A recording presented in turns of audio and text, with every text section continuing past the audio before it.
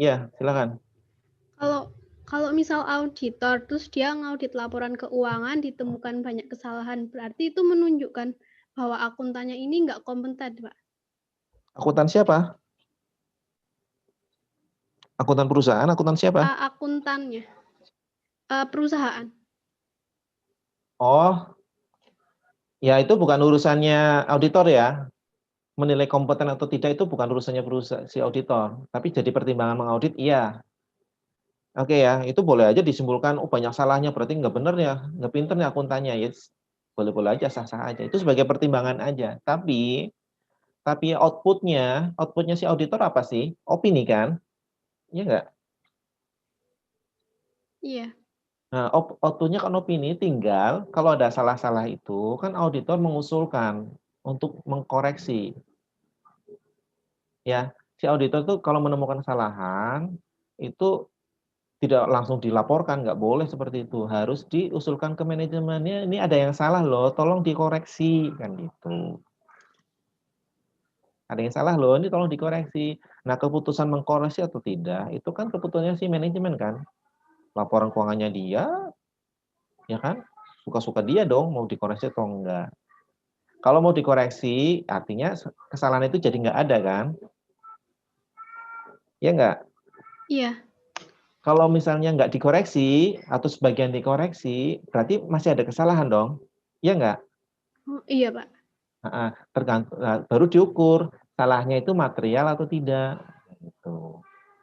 Ketika salahnya material, lah nanti imbasnya ke opini selain wajar tanpa pengecualian. Mungkin bisa jadi tidak wajar, atau wajar dengan pengecualian, atau tidak menyatakan pendapat. Tapi ada, kalau misalnya dikoreksi, ada yang nggak dikoreksi, tapi yang nggak dikoreksi itu ternyata salahnya nggak material, itu laporannya tetap wajar. Nanti kita belajar ya yang mengenai opini. Itu ya Air Mayu ya. Ini Air Mayu kan namanya. Iya, iya, Pak. Paham ya, Erma ya? Iya, makasih, Pak. Oke, saya lanjutkan. Yang kedua itu apa pembahasannya?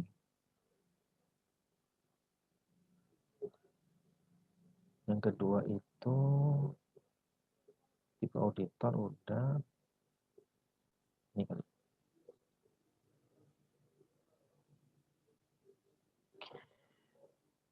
Oke, kita masuk ke tujuan audit ya, teman-teman. Tujuan audit. Ini kita sekarang kita masuk khusus ke audit atas laporan keuangan ya. Halo? Iya, Pak. Iya, Pak. Ya, khusus untuk audit atas laporan keuangan. Ini kelihatan nggak gambarnya? Kelihatan nggak, Pak? Kelihatan, Pak. Kelihatan, Pak. Ya. Ini di chapter 5 buku yang edisi 17. Nah, ini berarti di chapter berapa nanti kalian sesuaikan lah ya di yang edisi 16 itu chapter berapa ini? Chapter 3 kali ini ya. Atau berapa? Nanti kalian cek lah ya. Oke. Kelihatan ya? Iya, Pak. Oke.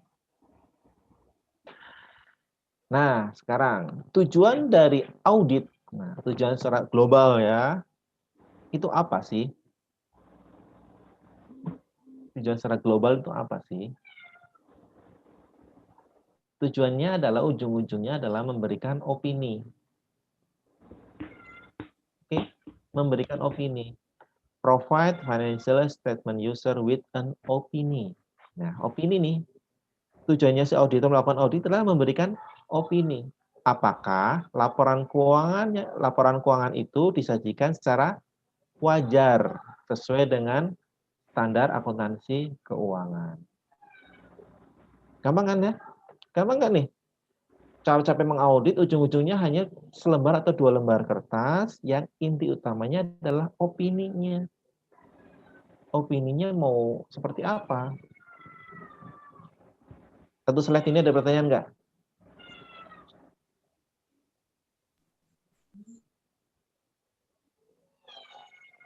Halo teman.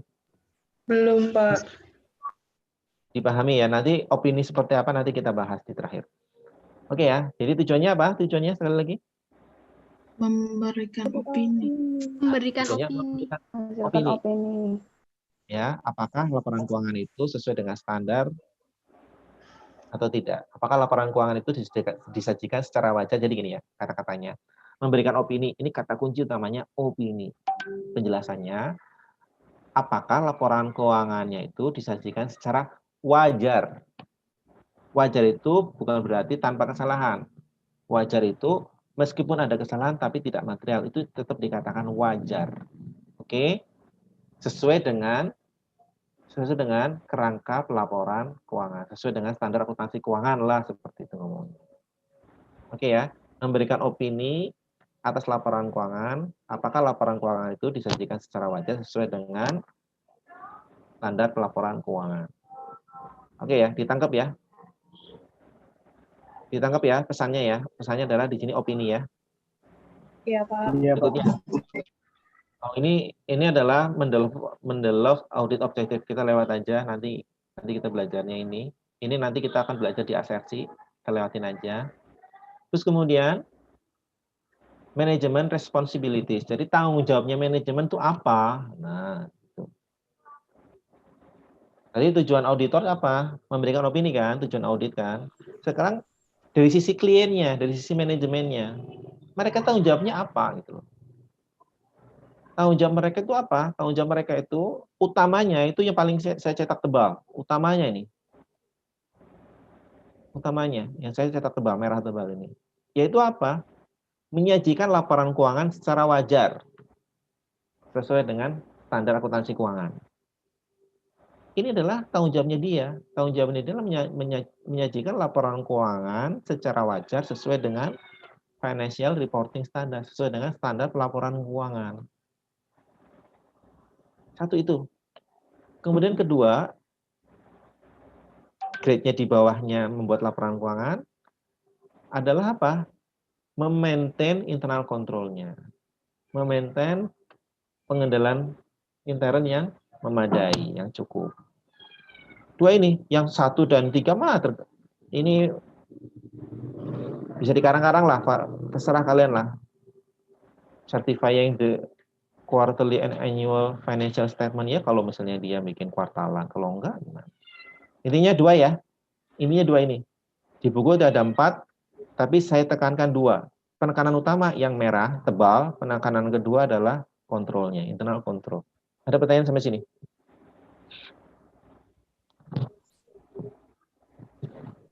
Ada nggak pertanyaan? Belum, Pak. Paham ya sampai sini ya? Bisa dipahami ya? Bisa, Pak. Bisa ya? Kenapa internal control sih? Saya nanya ini. Kenapa internal control diungkit-ungkit? Kenapa sih?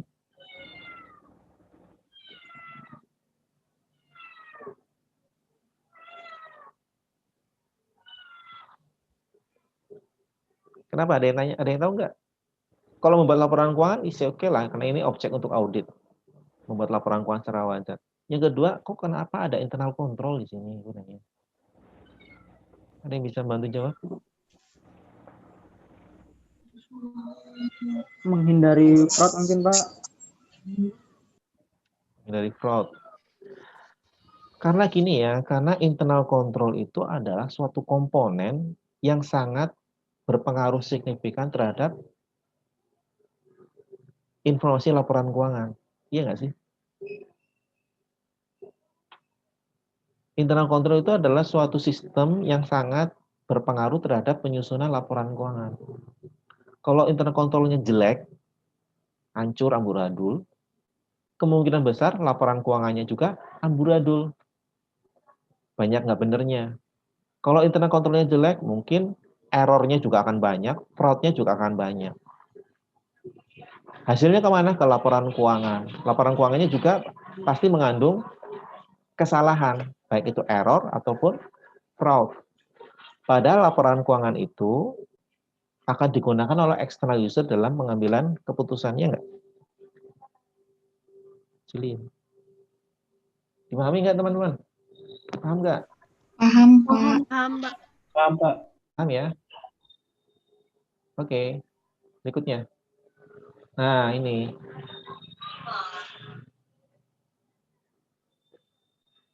Ini adalah auditor responsibility. Tanggung jawab auditor.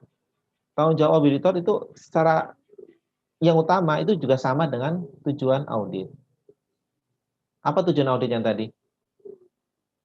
Memberikan opini, Pak. Memberikan opini ini juga sama. Jadi si tanggung jawab auditor itu adalah memperoleh keyakinan yang memadai, reasonable assurance, apakah laporan keuangan secara keseluruhan itu bebas dari salah satu material.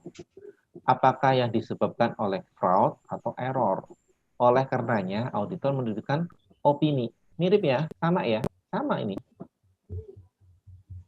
Oke ya? Jadi tanggung jawabnya adalah apa sih?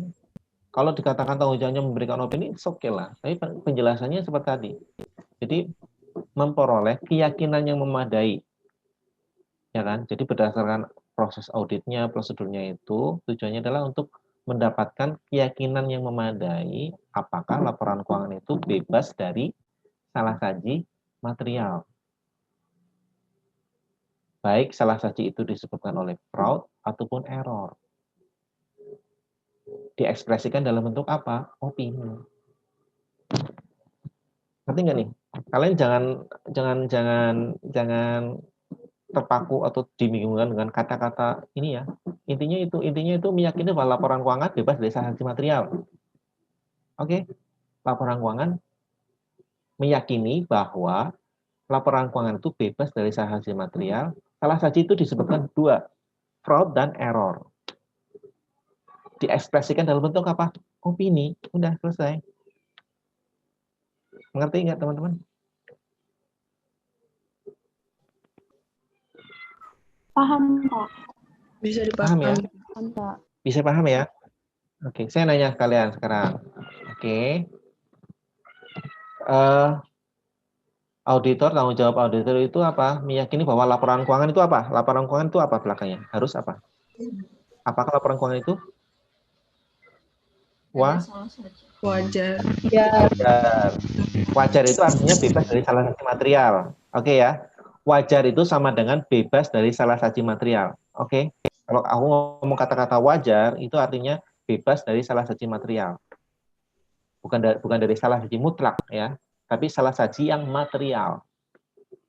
Nah, salah satu itu disebabkan oleh apa? Apa? Salah satu itu disebabkan oleh apa? Sama error. Sebutin. Kesalahan pencatatan. Fraud dan error. Mengerti ya? Jadi tanggung jawab pertama adalah memberikan opini. Itu yang pertama. Ya kan? Yaitu memberikan memperoleh keyakinan yang memadai dan seterusnya tadi. Yang berikutnya tanggung jawabnya melaporkan. Ini melaporkan, yang ini nih loh ya. Melaporkan laporan keuangan dan mengkomunikasikan temuan auditnya. Ini adalah contohnya. Jadi gini, dalam proses audit, auditor menemukan suatu kesalahan-kesalahan atau finding gitu ya. Dia harus mengkomunikasikan ke komite audit. Maksudnya seperti itu, komunikasikan dengan direksi. Nah ini, oke ya, ini tujuan yang kedua nih. Apa namanya, tanggung jawab yang kedua. Ini masih dalam proses auditnya. Oke, yang ketiga ini sebenarnya rincian dari yang pertama, mendeteksi salah satu karena error atau fraud. Udah, seperti itu. Mempertimbangkan regulasi dan hukum terkait dengan klien. Oke ya, jadi tanggung jawab utamanya tadi, memberikan opini, yaitu memastikan apakah laporan keuangan itu bebas dari salah satu material, baik yang disebut oleh fraud dan error. Itu utama. Kemudian kedua, mendeliver atau mengkomunikasikan laporan itu ke pihak yang terkait. Ada pertanyaan sampai sini nggak? Pak, izin bertanya. Ya. Auditor itu bisa menentukan kesalahan laporan keuangannya itu karena error dan fraud itu bagaimana ya, Pak? Yang tadi di definisi audit kan sudah saya sebutkan, yaitu apa? Mengumpulkan dan mengevaluasi bukti. Dari itu bisa ketahuan ini salahnya karena error atau karena fraud. Iya nggak? Oh, iya, Pak. Nah, dari situnya, dari pengumpulan bukti auditnya akan kedeteksi ini salahnya error. Error itu kan nggak sengaja ya, emang salah ya, human error biasa, atau emang kesalahannya sifatnya fraud. Delin. Makasih, Pak. Oke. Izin bertanya, Pak.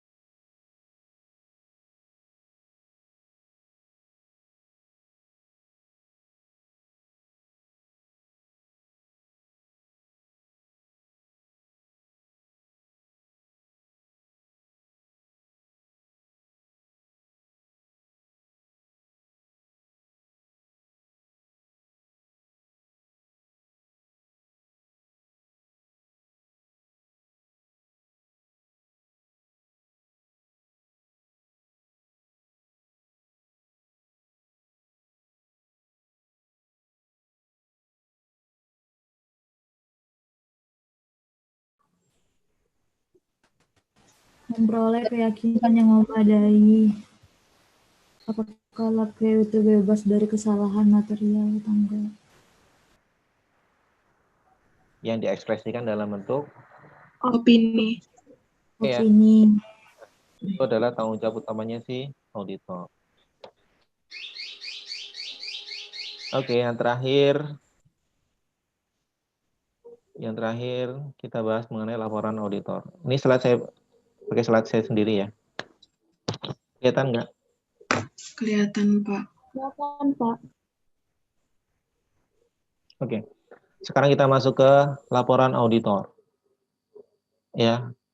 Ultimate dari kerjaan auditor adalah menerbitkan ini, laporan auditor. Oke. Ini gimana?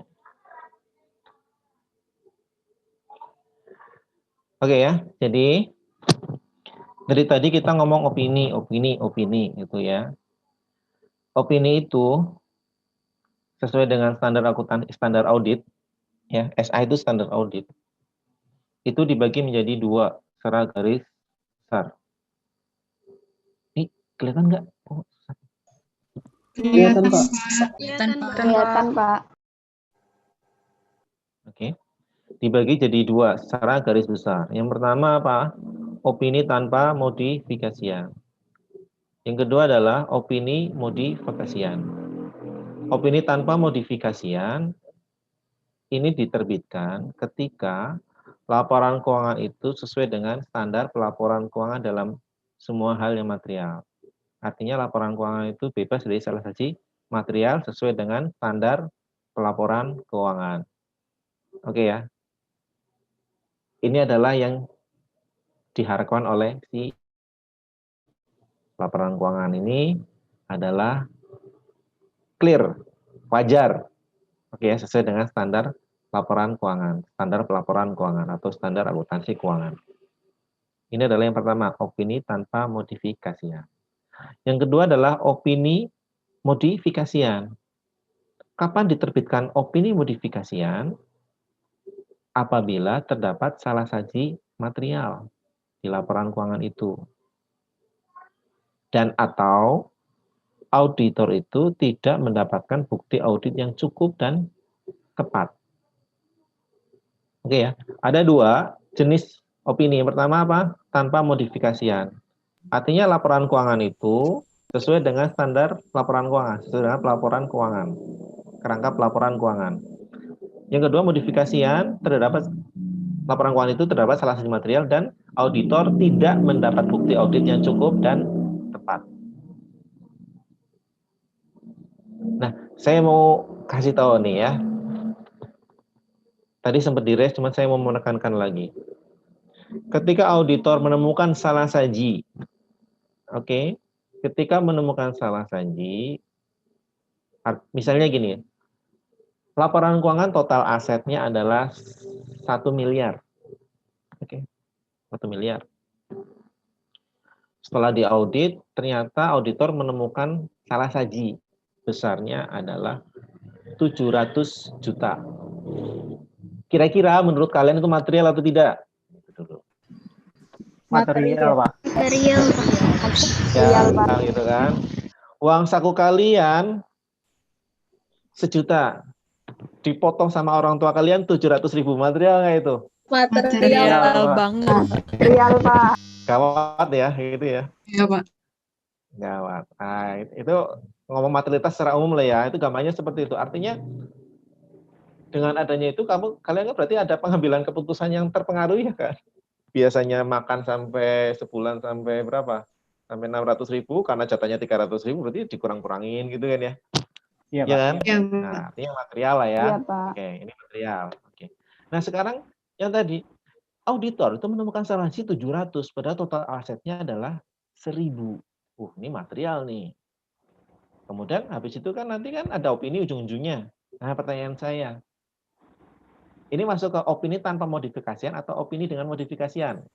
Kalau tadi Opini modifikasi. kenapa? Karena jumlahnya material. Material. Karena terdapat salah saji material. Nah, ada salah saji material kan?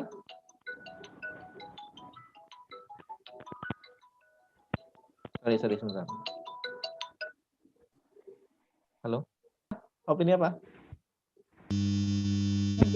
Kasihan.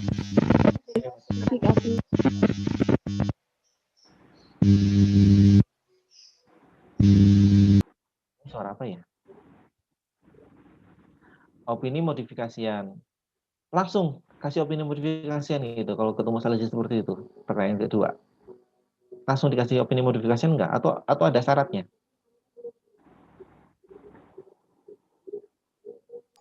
Harus Halo? dilihat bukti dulu nggak sih, Pak? Harus diapain? Dilihat dulu buktinya, dievaluasi lagi dulu buktinya. Karena kan terhadap modifikasian itu tadi, dia itu, auditor itu tidak memperoleh bukti yang cukup dan ketat. Jadi kalau misalnya dia bisa dievaluasi lagi, bisa ke modifikasi, tanpa modifikasi. Ini buktinya sudah cukup dan tepat, udah valid lah. Benar-benar yakin ada salah saji.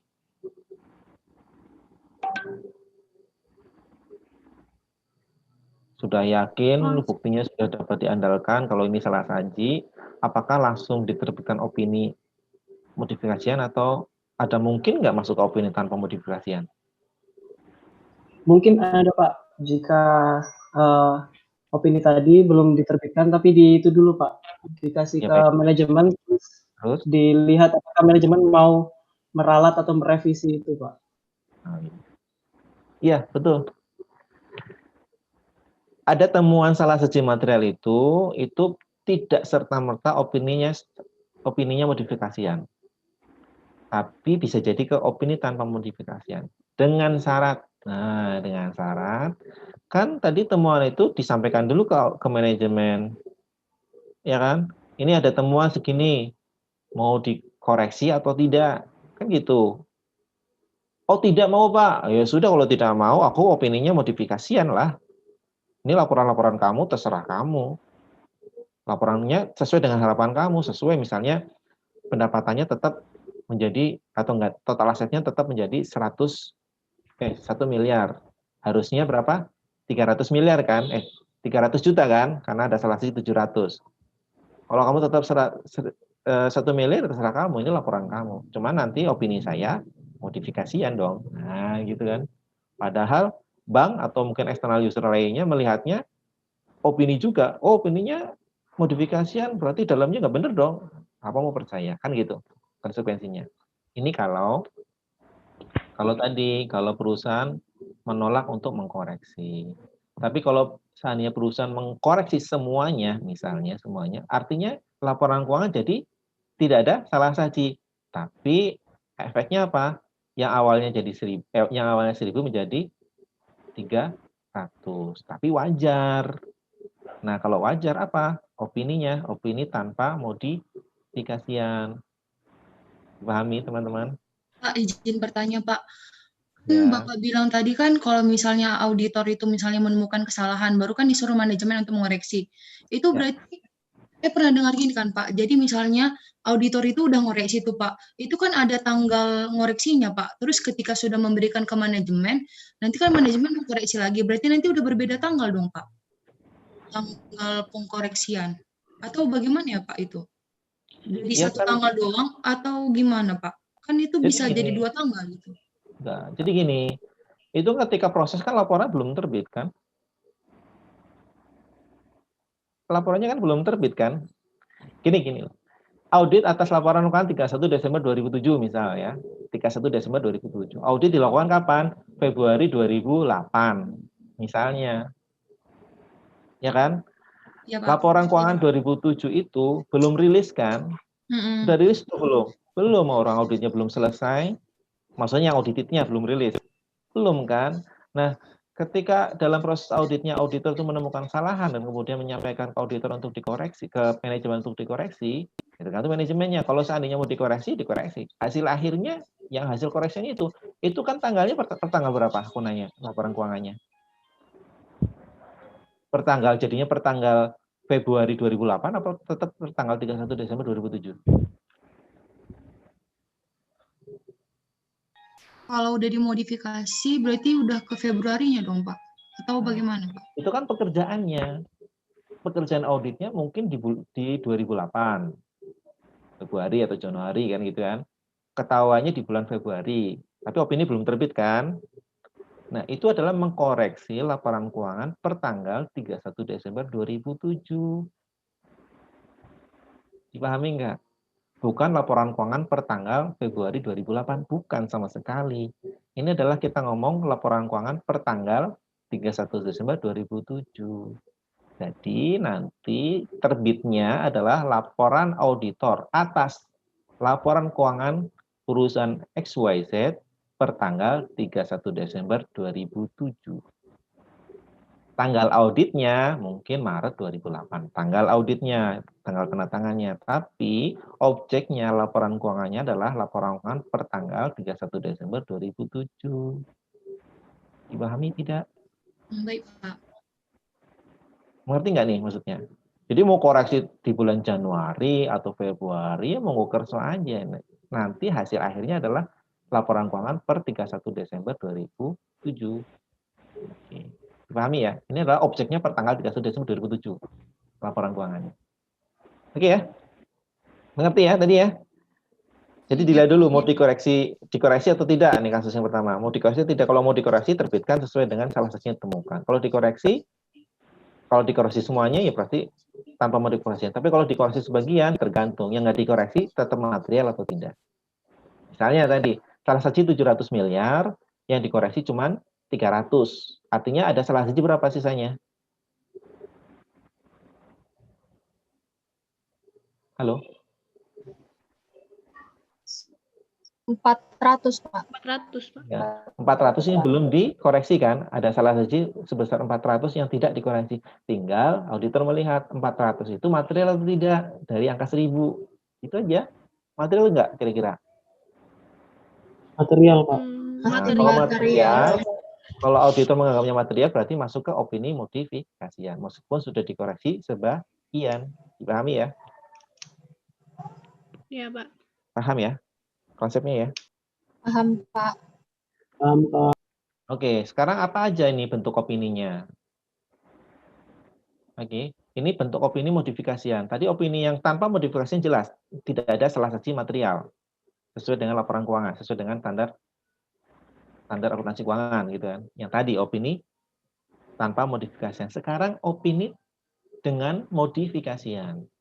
Nah, opini dengan modifikasian itu ada 3 jenis opini. Yang pertama adalah wajar dengan pengecualian, kedua tidak wajar, ketiga tidak menyatakan pendapat.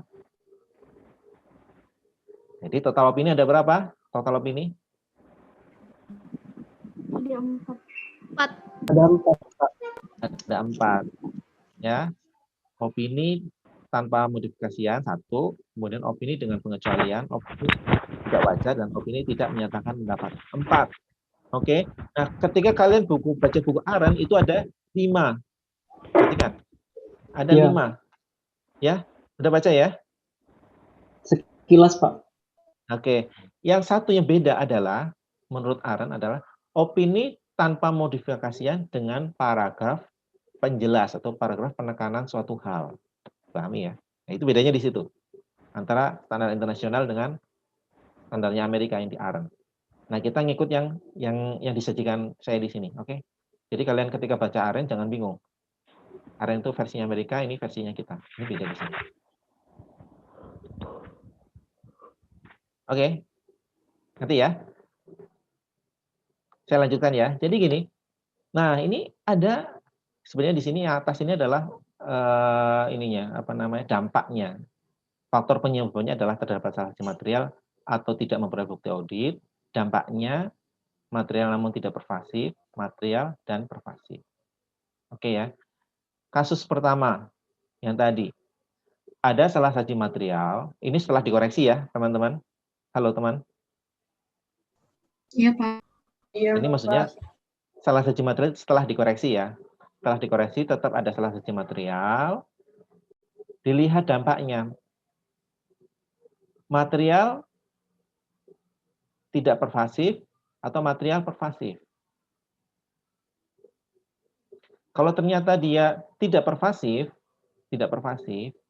maka opininya adalah wajar dengan pengecualian. Tidak pervasif itu artinya seluruh laporan keuangan tidak terpengaruhi. Artinya gini, ada salah satu di akun, misalnya akun persediaan aja misalnya. Untuk akun persediaan, ini nilainya nilainya jadi tidak wajar, ada salah satu. Tapi kalau dibandingkan dengan seluruhan laporan keuangan, masih tetap wajar. Ngerti nggak maksudku? Dipahami nggak? Paham, Pak. Dipahami ya? Ini kalau seperti itu berarti laporan keuangan disajikan secara wajar kecuali akun persediaan. Nah, gitulah ngomongnya seperti itu. Dipahami ya? Ada salah saji di akun persediaan, tapi salah saji itu kalau dibandingkan dengan seluruh laporan keuangan tetap wajar laporan keuangannya. Dalam kondisi seperti ini bahwa persediaan nilainya jadi tidak wajar, tetapi kalau seluruh laporan keuangan nilainya wajar. Artinya material tapi tidak pervasif. Opini yang tepat disebutkan di sini adalah opini wajar dengan pengecualian, bahwa yaitu laporan keuangan secara wajar kecuali atas akun persediaan misalnya. Dipahami ya? Kata-kata wajar dengan pengecualian itu maksudnya seperti itu. Mengerti, teman? Mengerti, Pak. Mengerti. Nah, kondisi kedua ada salah satu material tapi dampaknya pervasif. Yang kayak tadi. Ada salah satu material 700 salah sajinya dari total 1000 artinya pervasif. Seluruh laporan keuangan terpengaruhi gitu kan. Nah, kondisi seperti itu maka opininya tidak wajar. Artinya laporan keuangan tidak disajikan secara wajar. Ini yang kedua. Dipahami? Paham nggak? Bisa, Pak. Bisa. Itu kondisi kedua. Kondisi ketiga, auditor itu tidak memperoleh bukti audit. Tidak memperoleh itu maksudnya gini, aku sudah mengaudit kok bisa dikatakan tidak memperoleh bukti audit. Itu contohnya seperti apa? Contohnya misalnya ada pembatasan lingkup. Pembatasan, artinya gini. Misalnya auditor mau cek fisik persediaan. Oke, cek fisik persediaan. Ternyata auditor gimana perusahaan menghalangi gitu loh, nggak boleh, nggak bisa dilihat Pak karena gini alasannya seperti itu. Artinya kan auditor tidak memperoleh bukti audit kan, belum bisa menyimpulkan kan, ini ada salah satu atau enggak kan belum bisa menyimpulkan, ya enggak? Halo. Iya, Pak. Nah, ketika seperti itu dilihat dampaknya. Ini akun persediaan kan si auditor benar-benar gagal mendapatkan bukti audit, dilihat dampaknya. Total akun persediaan ini kalau dibandingkan dengan seluruh laporan keuangan kira-kira material atau tidak? Material atau enggak gitu. Nilai persediaan dengan tingkat materialitasnya itu signifikan atau enggak?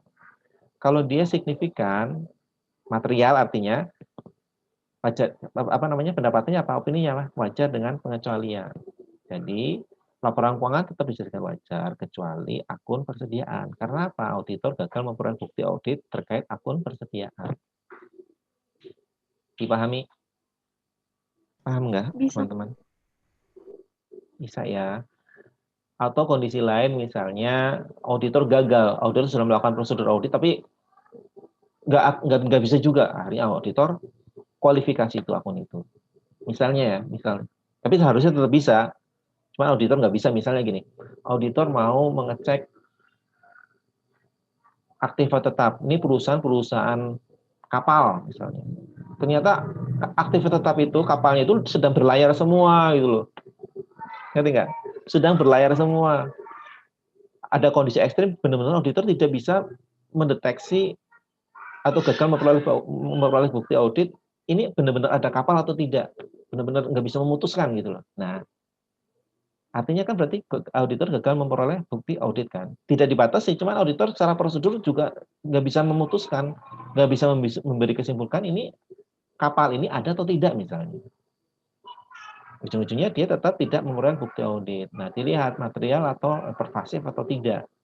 Kalau pervasif, berarti tidak menyatakan pendapat. Ya sudah. Laporan keuangan itu benar-benar, saya nggak bisa menyatakan pendapat karena ini ada akun yang sangat besar. Misalnya ini, perusahaan total asetnya 1000, dari 1000 itu 700 adalah kapal, aset tetap. Ketika mengaudit aset tetap, auditor benar-benar nggak bisa memperoleh bukti auditnya. Nggak bisa. Bukan ada salah saja bukan ya, tapi nggak bisa memperoleh atau dibatasi atau gagal memperoleh bukti audit. Terus kesimpulannya apa? Opininya apa? Dengan pengecualian atau tidak menyatakan pendapat? Dilihat pervasif atau tidak. Angka 700, nilai 700 juta aset tetap dari total aktiva tetap dari total aset adalah 1.000 atau 1 miliar. Itu angka 700 itu kira-kira material nggak? Pervasif nggak dampaknya? Pervasif. Pasif kan, meskipun satu akun, ya enggak? Iya, Pak. Meskipun satu akun, ya kan? Meskipun satu akun hanya aset tetap, tapi nilainya sangat material sekali dari total asetnya perusahaan. Meskipun satu akun, auditor tetap menyatakan pendapat, tidak menyatakan pendapat. Disclaimer namanya. Begitu ya, bedakan ya. Yang satu adalah persediaan tapi nilainya mungkin kecil dibandingkan total aset. Yang satu aset tetap nilainya besar sekali dibandingkan total aset. Sama-sama ada masalah di akun itu, tapi opininya bisa beda. Yang satu dengan pengecualian karena mungkin persediaan nilainya kecil. Yang satu tidak menyatakan pendapat karena aset tetap itu besar dan auditor gagal mendapatkan bukti audit. Ngerti nggak nih? Dipahami nggak maksud saya? Sebenarnya material sama pervasif ini berarti sama-sama aja, Pak. Soalnya kan dari tadi Bapak contohnya, misalnya 700 itu material, berarti dia mempengaruhi gitu, Pak. Sebenarnya bedanya itu di mana, Pak? Inti perbedaan dari material sama pervasif, Pak. Karena kan kalau antara tidak pervasif sama pervasif itu menimbulkan opini yang berbeda, Pak. Iya, jadi gini maksudnya. Material di sini ini adalah material di sini ini lebih tepat ke yang kedua ya. Yang kedua nih. Yang kedua. Kalau yang pertama kan sudah ada kata-kata material, ya enggak? Halo? Iya, Pak. Oke. Mungkin saya revisi ya biar enggak bingung ya. Yang pertama, kasus yang pertama adalah ada salah satu material, berarti dilihat dampaknya pervasif atau tidak pervasif. Tidak pervasif atau pervasif. APK-nya material ini. Yang pertama lah ya. Yang kedua, auditor tidak memperoleh bukti audit. Ini material atau tidak? Kalau nggak material, bukan kewenangan dimodifikasi. Kalau tidak material, sudah masuk ke tanpa modifikasi. Tapi ketika dia material dan tidak pervasif, maka wajar dengan pengecualian.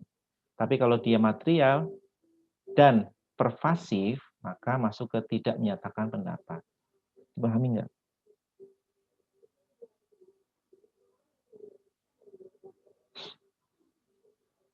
Berarti yang pertama itu kita lihat materialnya dulu gitu ya, Pak. Nah, setelah melihat materialnya, kita masuk ke yang tidak memperoleh bukti audit. Jadi tidak memperoleh bukti audit itu kita lihat dari material yang pertama tadi gitu, Pak. Ini nggak lihat yang pertama atau yang kedua, ini kondisi. Kondisi kan bisa jadi langsung lihat gini. ketika kondisi itu bukan suatu urutan. Melihatnya bukan suatu urutan. Ada salah siji material atau enggak, bukan seperti itu, tapi kondisi. Jadi gini misalnya ya. Ketika auditor masuk, contoh yang pertama ya. Ketika auditor masuk, mengaudit persediaan, ya, mengaudit ternyata ada salah saji. Misalnya ya, ada salah saji. Salah sajinya itu material atau tidak. Kalau tidak material bukan masuk golongan opini modifikasian. Kalau tidak material, dipahami? Kalau tidak material, ini kan judulnya material. Kalau tidak material berarti bukan masuk ke opini modifikasian. Paham nggak nih? Paham, Pak. Paham ya? Kalau dia material berarti masuk objeknya opini modifikasian. Kalau dia material, oke. Terus kemudian dilihat pervasif atau tidak. Dampaknya itu menyeluruh ke laporan keuangan atau hanya ke akun itu aja yang kecil. Kalau dampaknya menyeluruh ke laporan keuangan berarti opininya adalah tidak wajar. Artinya laporan keuangan itu secara keseluruhan tidak wajar. Tapi kalau misalnya dia nggak melebar kemana-mana, hanya ke akun itu dan akun itu kecil, dia bisa jadi dampaknya tidak pervasif. Opininya tetap wajar, tapi dia kecualikan di akun persediaan. Masih bingung ya? Sudah, Pak. Masih bingung nggak nih? Saya sudah mulai paham, Pak. Yaudah, kita lanjutkan dulu ya karena waktunya terbatas. Nanti kalau misalnya nggak ngerti, masih bingung, nanti kita rest lagi lah ya. Kita rest lagi. Ini baru pertama kali. Ini seharusnya saya hanya menjelaskan jenis-jenis opini, tidak menjelaskan dalam kondisi apa opini itu diterbitkan. Cuman kalau misalnya aku menjelaskan jenis opini seperti ini, nanti kalian masih bingung nih kapan terjadinya. Oke ya. Jadi saya simpelkan aja supaya kalian nggak bingung ya untuk pembahasan ini. Nanti kita detailnya nanti lah ya. Saya simpelkan aja. Opini yang pertama adalah tanpa modifikasian adalah laporan keuangan itu tidak ada salah saji material, bebas dari salah saji material. Oke. Kalau bebas dari salah saji material pasti otomatis sesuai dengan standar pelaporan keuangan. Itu yang pertama. Kemudian opini modifikasian ada 3, wajar dengan pengecualian. Artinya apa? Bahwa laporan keuangan itu disajikan secara wajar kecuali akun tertentu. Nah, secara keseluruhan laporan keuangan itu wajar kecuali akun tertentu. Ini adalah wajar dengan pengecualian. Kondisi kedua adalah tidak wajar, bahwa laporan keuangan itu secara keseluruhan tidak wajar. Artinya tidak wajar berarti mengandung salah saji material dari keseluruhan laporan keuangan itu. Kemudian yang keempat adalah tidak menyatakan pendapat bahwa auditor itu gagal memperoleh bukti audit sehingga dia tidak memberikan suatu opini. Oke. Artinya ya sudah disclaimer, saya nggak memberikan opini. Tidak menyatakan pendapat. Oke ya. Nanti penjelasannya kalian baca dulu, nanti kalau bingung, tanyakan ke saya. Oke, teman-teman? Siap, Pak. Iya, Pak. Oke, ini saya skip aja dulu. Oke. Yang berikutnya adalah penekanan suatu hal atau hal lain.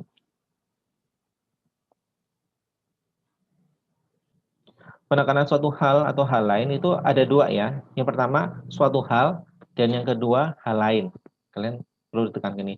Ini adalah bukan paragraf opini. Artinya paragraf ini bisa diletakkan di semua jenis opini. Bisa dipahami?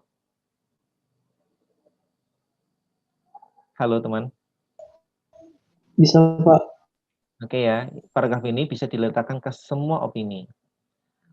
Ketika ada suatu hal yang perlu diungkapkan oleh si auditor ke user, di mana hal itu ada di catatan atas laporan keuangan, namanya adalah penekanan suatu hal.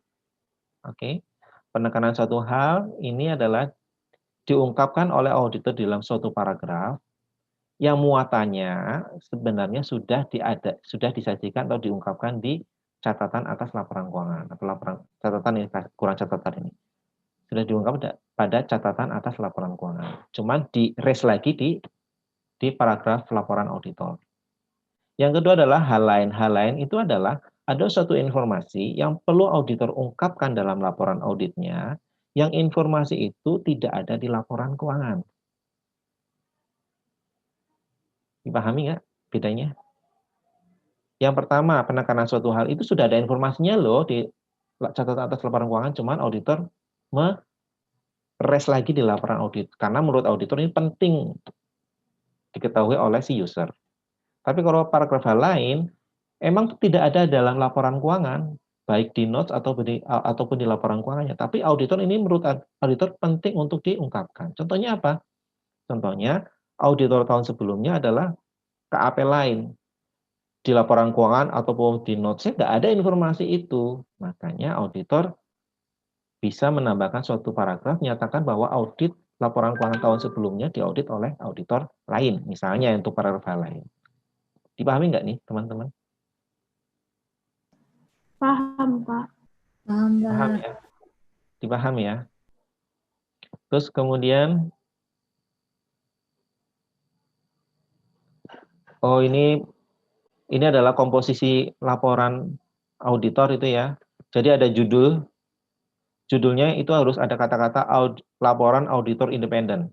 Harus seperti itu. Ini harus ada. Kemudian pihak yang dituju, kemudian ada paragraf pendahuluan, nanti kalian lihat di SA-nya aja ya, penjelasannya.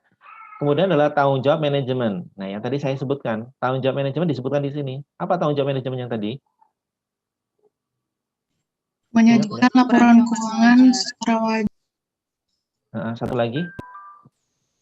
Mempertahankan internal kontrol. Sistem pengendalian internal yang memadai. Ya, memaintain pengendalian yang memadai. 2 ya. Kemudian tanggung jawab auditor. Memberikan opini. Oke ya, nanti kita lihat contohnya. Kemudian basis paragraf opini modifikasian. Jadi ketika auditor menerbitkan opini modifikasian, yang 3 itu, sebelum opininya harus diawali dengan paragraf kenapanya, ngerti nggak? Ini adalah paragraf yang mendasari kenapa auditor menerbitkan opini modifikasian. Oke ya, kemudian baru opininya. Nah, setelah itu auditor bisa menambahkan penekanan suatu hal atau hal lain jika ada. Kalau nggak ada ya nggak apa-apa. Kalau nggak perlu diungkapkan di sini juga nggak apa-apa. Kemudian tanda tangan auditor, nama auditor, tanggal laporan audit. Kira-kira seperti ini ya. Oke, berikutnya. Oh, ini yang tadi udah ya. Ini contohnya. Kalian udah pernah lihat laporan keuangan belum sih? Laporan auditor? Halo? Belum, Pak. Belum, Pak. Belum, Pak. Ini contoh laporan auditor. Ya, laporan auditor independen. Judul. Nih, judul laporan auditor independen. Ini kap apa? Kantor Akuntan Publiknya Tanubrata, Sutanto, Fahmi, Bambang. Bisa kelihatan nggak sih ini? Kelihatan nggak kalian? Kelihatan, Pak. Kantornya nih. Ini kantornya nih, nama kantornya nih. Kecil nih ya. Ini salah nih, harusnya nama kantornya tidak boleh lebih kecil daripada nama afiliasi asing. Nama kantornya Tanubrata, Sutanto, Fahmi, dan rekan, nama kantornya. BDO ini adalah afiliasi asing. Kalau kalian pernah dengar EY, PwC, pernah dengar? EY. Belum, Pak. Afiliasi globalnya. Ini artinya Tanubrata nih, Kap Tanubrata ini bekerja sama dengan BDO. Oke, BDO itu afiliasi globalnya, internasionalnya. Oke ya. Terus kemudian yang tadi saya katakan judul. Judulnya ini harus ada kata-kata judul laporan auditor independen. Oke, setelah judul adalah yang dituju. Dituju pada siapa ini? Pemegang saham, komisaris, dan sebagainya. Oke ya. Kemudian ini paragraf pendahuluan. Kami telah mengaudit dan sebagainya. Kalian baca sendiri. Kemudian kedua, tanggung jawab manajemen. Sekarang kita lihat tanggung jawab manajemen itu apa. Manajemen bertanggung jawab atas penyusunan dan penyajian wajar laporan keuangan. Oke. Sama kan dengan yang tadi? Sama, Pak. Nah, dan pengendalian internal yang dianggap perlu manajemen untuk memungkinkan penyusunan laporan keuangan. Ada dua ya, berarti ya. Nah, satu penyusunan laporan keuangan itu, yang kedua adalah membahas mengenai internal control. Sama kan? Iya, Pak. Sama ya. Oke, berikutnya. Kok ini? Berikutnya adalah tanggung jawab auditor. Tanggung jawab kami adalah menyatakan suatu opini. Sama nggak? Sama Pak. Nah, sama ini terus ini penjelasannya udah. Terus di akhirnya kami yakin bahwa bukti audit yang telah kami peroleh cukup dan tepat. Cukup ya.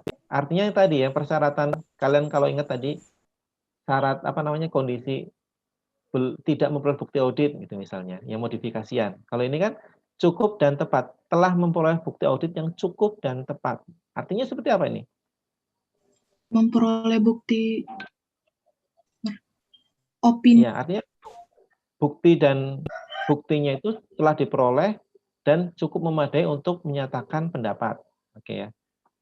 Terus kemudian paragraf berikutnya adalah paragraf opini. Ini opininya nih, opininya. Menurut opini kami, laporan keuangan konsolidasian menyajikan secara wajar dalam semua hal material. Ini opini apa nih? Kategori opini yang mana menurut kalian? Ada 4 opini kan? Yang mana ini? WTP. PTP, Pak. Wajar tanpa pengecualian, Pak. Wajar tanpa modifikasian. Ya, WDP. WDM. WTP. Iya, dulu istilahnya WTP ya, tapi nggak apa-apa, kita biasakan dengan istilah yang baru. Sekarang WTP sekarang nggak dipakai istilah itu, tapi substansinya sama masih. Wajar tanpa modifikasian. Artinya kan tadi kan, secara wajar. Oke ya.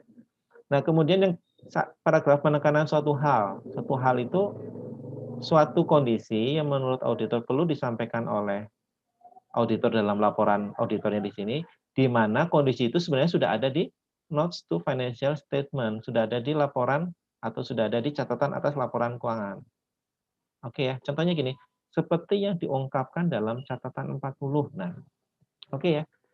Artinya kan sebenarnya di catatan ada, si user bisa langsung lihat ke laporan keuangan ya, catatan nomor 40. Cuman di sini karena auditor merasa perlu untuk diungkapkan, dia res lagi.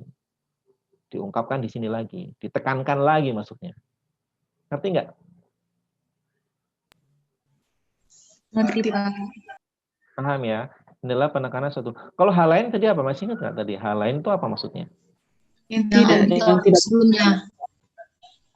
Nah, yang tidak disebutkan dalam catatan atas laporan keuangan, tetapi menurut audit itu perlu untuk disampaikan. Ini contohnya apa nih? Audit kami atas laporan keuangan konsolidasian PT Sentul City dilaksanakan dengan tujuan untuk merumuskan suatu opini, oke, secara keseluruhan.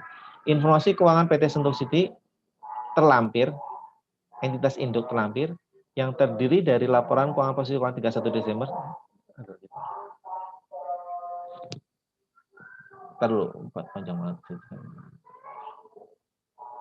Nah, bahwa laporan keuangan entitas terlampir itu disajikan untuk tujuan analisis tambahan dan bukan merupakan bagian dari laporan keuangan konsolidasian terlampir. Nah ini nih, kata-kata ini nih. Kata-kata ini yang perlu, yang maksud auditor untuk dijelaskan bahwa laporan entitas itu, entitas induk itu bukan dijadikan tujuan hanya sekedar sebagai analisis tujuan dan bukan merupakan bagian dari laporan keuangan konsolidasian. Dipahami nggak nih teman-teman? Ini informasi ini itu tidak ada di laporan, tidak ada di catatan atas laporan keuangan. Atau yang tadi saya contohkan bahwa auditor tahun sebelumnya adalah auditor lain, juga boleh diungkapkan di sini. Dipahami nggak? bisa, Pak. Halo? Bisa, Pak. Kenapa? Paham, Pak. Oh ya, paham ya. Berikutnya, nah ini ilustrasi opini modifikasian. Oke. Nah, paragraf opini wajar dengan pengecualian. harus ada kata-kata wajar dengan pengecualian. Kalau ini opininya wajar dengan pengecualian. Menurut opini kami, kecuali dampak yang telah dijelaskan dalam paragraf basir, opini wajar dengan pengecualian, laporan keuangan disajikan secara wajar. Dampaknya di mana? Ini dampaknya nih. Oke, dampaknya ini. Apa yang dikecualikan di sini? Jadi laporan keuangan secara keseluruhan itu wajar, kecuali yang di basis opini nih, basis untuk opini wajar dengan pengecualian. Apa nih yang dikecualikan? Penurunan nilai aset keuangan yang tersedia untuk dijual atas investasi di mana di sini tulisannya itu. Hanya ininya aja gitu, hanya ininya aja. Yang lain wajar. Ini adalah contoh ilustrasi opini wajar dengan pengecualian.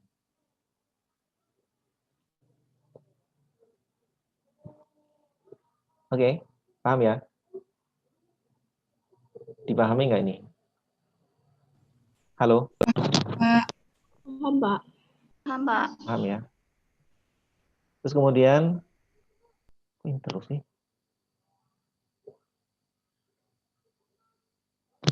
Nah, opini tidak wajar saya belum menemukan contohnya, cuman kalau di standar bilangnya seperti ini.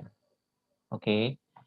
Yang atas adalah biasalah basis untuk menyatakan opininya atau alasannya apa, ini yang basis untuk opini tidak wajar.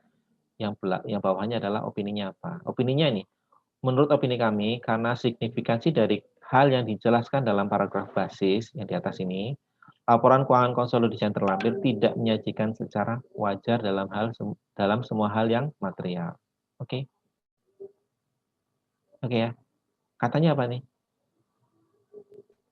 Tidak menyajikan secara wajar. Artinya apa? Tidak wajar. Oke ya. Alasannya di sini bisa kalian baca nanti.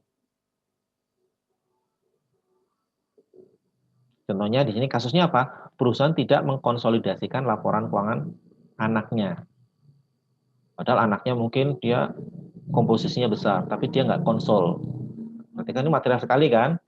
Nah, berarti laporan keuangannya jadi tidak wajar. Terakhir, ini terusin apa ya? Terakhir, tidak menyatakan pendapat.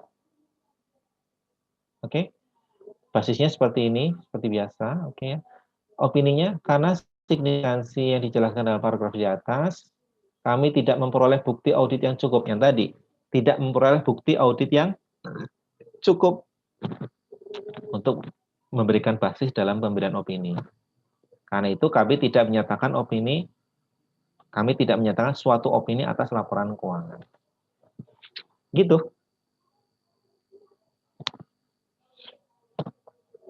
Ada pertanyaan nggak? Masih bingung nggak? Pak, izin bertanya, Pak. Ya, silakan. Laporan auditor itu biasanya diterbitkan berapa hari atau berapa bulan ya, Pak, setelah proses audit itu selesai? Apakah ada semisal tenggat waktu gitu berapa bulan gitu setelah proses selesai? Audit macam-macam ya, tergantung kondisinya. Tergantung. Kalau misalnya dia auditnya perusahaan besar ya, perusahaan besar. Contohnya apa? Bank Mandiri. Besar nggak Bank Mandiri? Misalnya Bank Mandiri. Halo? Iya, Pak. Misalnya Bank Mandiri kan besar sekali itu kan. Sedangkan ada aturan dari OJK, Bank Mandiri itu harus disetor, harus disampaikan laporan auditnya itu kapan ya? Kapan ya? Februari ya. Februari kalau nggak Maret, saya lupa. Maret kalau nggak salah. Maret. Akhir Maret harus di-submit ke OJK. Artinya setelah terbit laporan in-house itu laporannya belum diaudit ya. Artinya anggap aja Mandiri bisa langsung menerbitkan karena sistemnya udah bagus tuh ya. Anggap aja tanggal awal-awal Januari sudah terbit laporan keuangannya yang belum diaudit maksudnya. Sedangkan ada aturan 31 Maret harus sudah di-submit. Kemana? Ke OJK. Saya lupa, nanti kalian cek ya, batasnya 31 Maret atau Februari ya. Tahu saya itu Maret kalau nggak salah. Nanti dicek. Itu kan berarti 3 bulan ya antara tanggal laporan keuangan sampai dengan terbit laporan auditor. Iya nggak? Tanggal laporan keuangan kan 31 Desember 2019 misalnya. Harus submit di OJK-nya 31 Maret 2020. Artinya jedanya berapa tuh? 3 bulan ya? Halo? Iya, Pak. 3 bulan. 3 bulan kalau misalnya auditor masuk, anggapnya langsung masuk nih. Januari langsung masuk. Kira-kira cukup nggak mengaudit Bank Mandiri segitu besar itu di seluruh Indonesia? Cabangnya ada, di luar negeri juga bahkan ada, dengan waktu 3 bulan. Kira-kira cukup atau enggak? Kurang. Bisa bayangin? Aku nggak yakin, nggak cukup lah itu. Makanya auditor itu masuk sebelum tanggal laporan keuangan. Artinya auditor melakukan audit interim. Sebelum 31 Desember 2019, auditor sudah masuk. Anggap aja bulan Juli atau bulan Agustus 2019, auditor sudah masuk atau sudah mulai mengaudit Bank Mandiri untuk laporan keuangan 31 Desember 2019. Ini biasanya klien-klien besar, dia masuknya audit interim. Jadi sebelum tutup buku dia sudah masuk. Artinya waktunya lama kan, jadi dari Juli atau Agustus sampai dengan Maret lah, berapa bulan tuh, hampir setengah tahunan lebih ya. Tapi kalau perusahaan-perusahaan kecil bisa jadi auditor masuknya di bulan apa? Di bulan Januari misalnya. 31 Januari baru masuk, nanti rilisnya di bulan Januari, Maret, di 2 bulan. Atau mungkin di bulan April, 3 bulan. Artinya jangka waktu audit itu, periode pelaksanaan audit itu tergantung, menurut saya ya, tergantung dengan size-nya, kompleksitas si kliennya. Kayaknya nggak ada deh perusahaan besar banget, tapi mulai auditnya post year, artinya setelah tutup buku. Nggak ada menurut saya. Pasti dia interim. Tapi kalau perusahaan kecil, umumnya setelah tutup buku, post year. Januari baru masuk atau Februari baru masuk. Nanti rilis April. Biasanya rilisnya sebelum SPT. SPT kan 30 April. Itu kan? 30 April sebenarnya biasanya sudah rilis. Tapi khusus untuk BUMN itu di-store ke Kementerian BUMN itu akhir Februari. Kalau perusahaan di bawah OJK, di-store ke OJK akhir Maret. Kira-kira seperti itu. Ngerti ya? Jadi tergantung size-nya ya. Ada lagi? Pak, izin bertanya, Pak. Silakan. Bisa nggak, Pak, kalau berbeda opini dari auditor eksternal sama internal, mungkin bukti yang didapatnya itu beda gitu, Pak? Ini beda kamar ya. Iya. Beda kamar ya. Auditor internal tidak boleh bahkan, bukan tidak mungkin lagi, tidak boleh melakukan audit laporan keuangan. Jadi nggak mau apa yang mau diperbandingkan, nggak boleh. Gini ya, saya tekankan, orang atau person yang boleh melakukan audit umum atas laporan keuangan, general audit atas laporan keuangan adalah hanya siapa? Akuntan publik, hanya akuntan publik. Oke ya, akuntan publik artinya auditor eksternal, hanya akuntan publik yang sudah mendapatkan lisensi dari Kementerian Keuangan. Jika ada orang atau person yang mengaudit, yang menandatangani opini, tapi dia bukan akuntan publik, maka ini adalah tindakan pidana. Oke, termasuk auditor internal. Pidana. Dipahami ya? Itu ada di Undang-Undang Nomor 5 Tahun 2011. Oke teman-teman, udah lama nih saya udah mengambil waktu kami 40 menit. Masih ada pertanyaan? Satu lagi? Bapak, saya mau tanya. Ya. Waduh. Halo.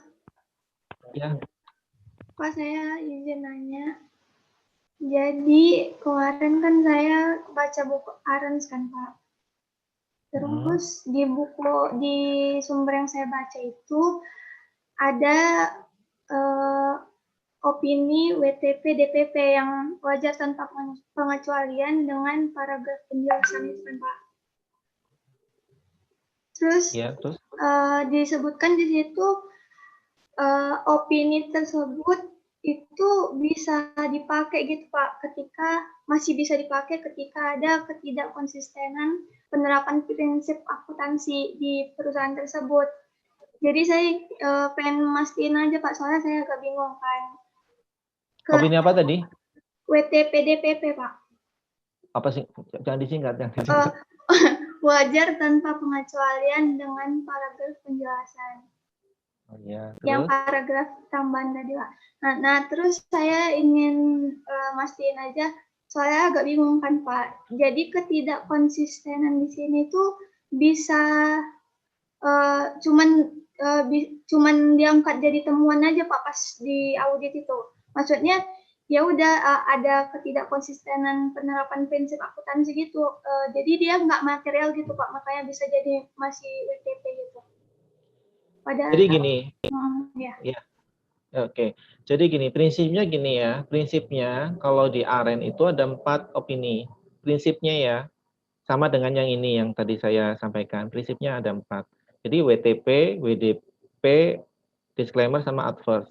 Nah, kemudian di AREN itu menambahkan wajar tanpa pengecualian dengan paragraf penjelas.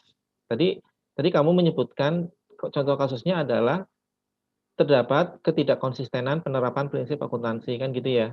Iya. Artinya gini, ketika WTP wajar tanpa pengecualian berarti tidak terdapat salah saji material.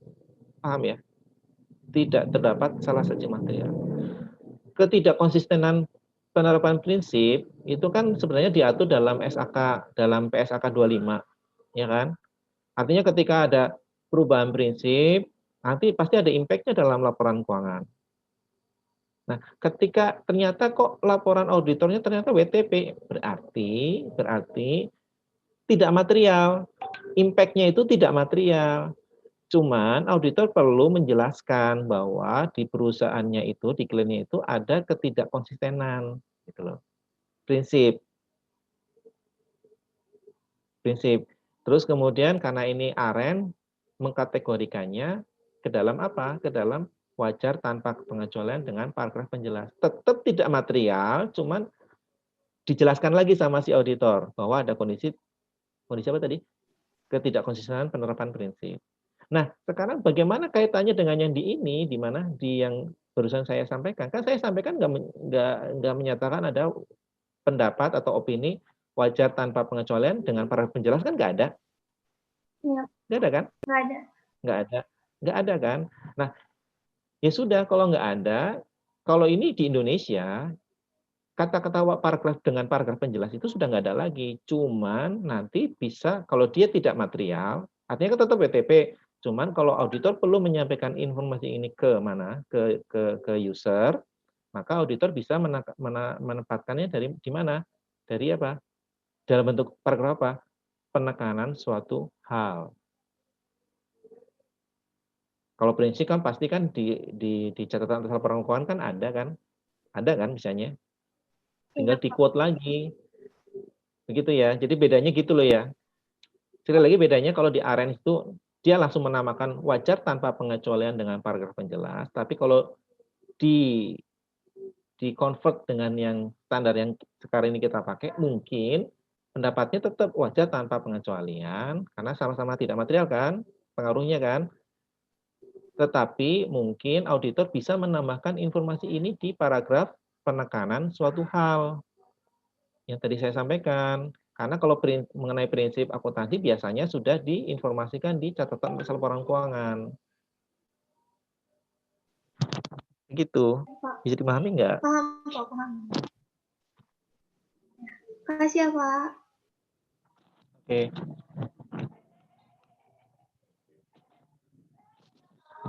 Sudah ya, teman-teman ya?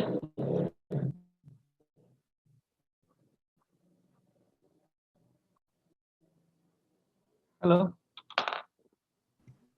Iya, Pak. Iya, Pak. Oke. Kita sudahi dulu ya. Sorry kalau misalnya pembahasannya terlalu melebar. Saya harap sih kalian bisa paham. Nggak bagus juga sih kalau panjang lebar, jadi kalian nggak nangkep. Kalau nggak nangkep, kalian ini aja ya. Tanyain ke WA Group. Boleh, silahkan aja. Oke ya. Oke ya, istirahat dulu ya. Selamat siang teman-teman. Wassalamualaikum warahmatullahi wabarakatuh.